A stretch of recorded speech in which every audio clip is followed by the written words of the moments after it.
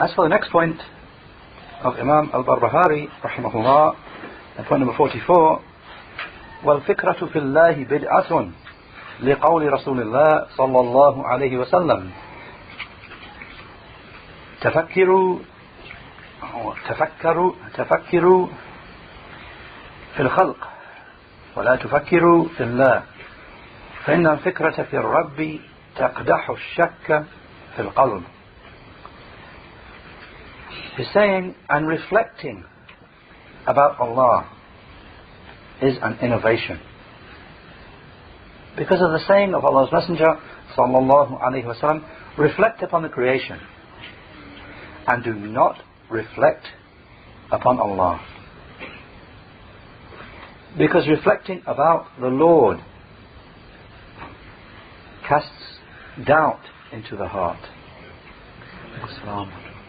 Shaykh Fawzan, hafidhullah, he said in explanation of this point, it is obligatory upon the Muslim to avoid reflecting upon the Self of Allah, the mighty and majestic. It's obligatory to avoid reflecting upon Allah, the mighty majestic Self,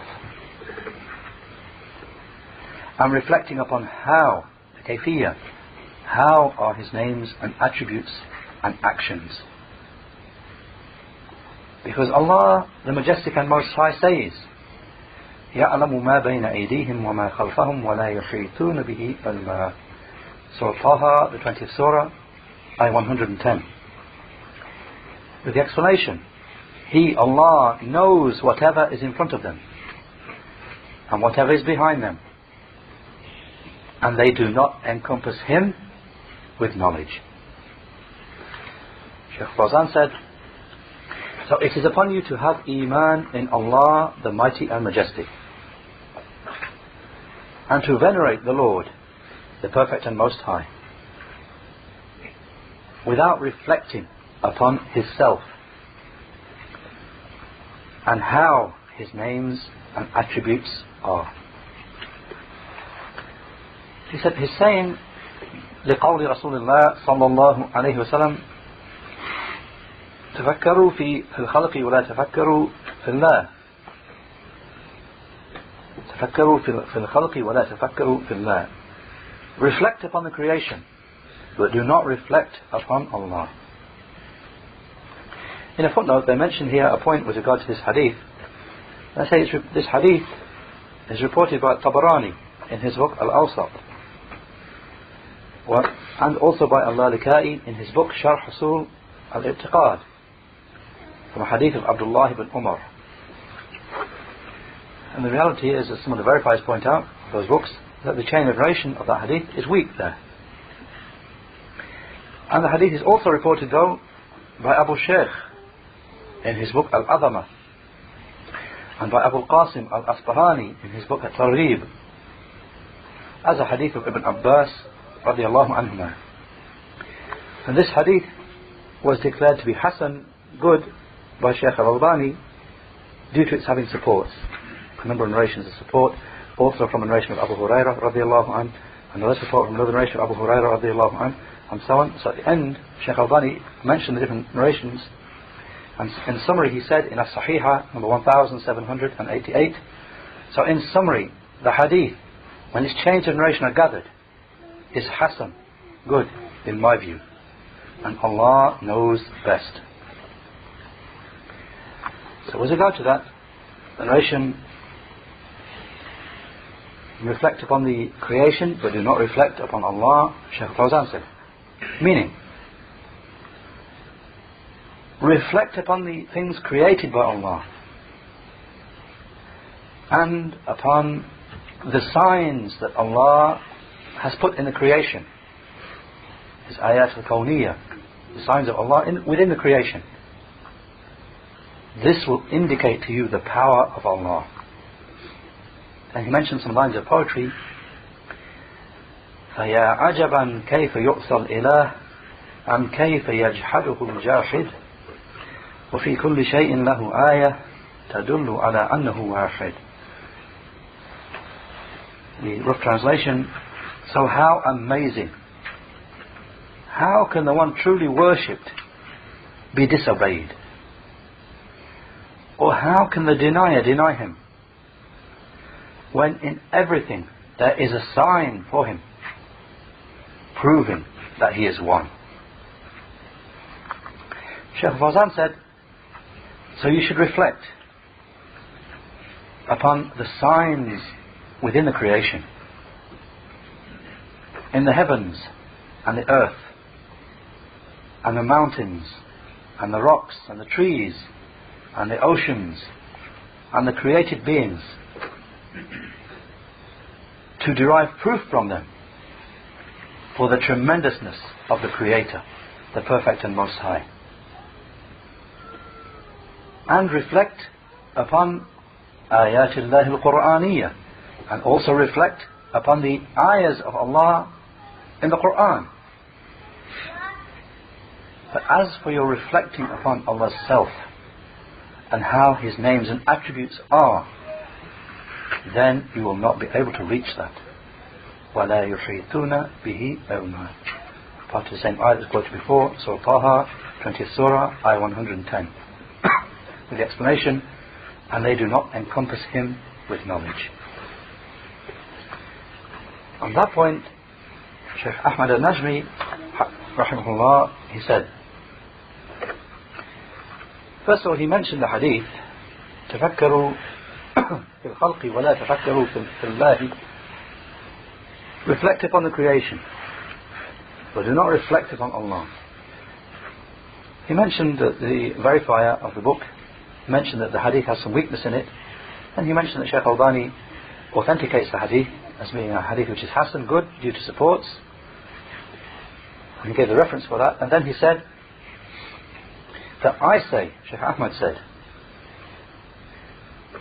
this hadith, its authentication needs examination. It's debatable whether it is actually does reach the level of being authentic. It's debatable. It is being declared authentic, there's another. It needs to be examined. And it may be the case that it is actually from the speech of some of the Salaf.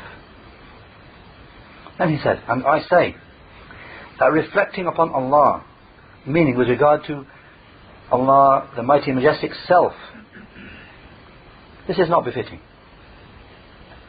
Because a servant, if he thinks, if he reflects, then he will only think and reflect based upon what his intellect pictures, and based upon what his mind, what crosses his mind, with regard to things that he has actually seen, or heard, or known. Whereas Allah, the Perfect and Most High, is above all of that. So it is not befitting that anyone reflects upon the self, upon his self, He, the Most High. Because whenever a person imagines something, and Allah, the Mighty and Majestic, will be contrary to it. And how can we reflect, or rather he said, what will suffice us is to reflect upon Allah's creation. And with regard to His tremendous and amazing ability. And if a person were to reflect upon his own origin,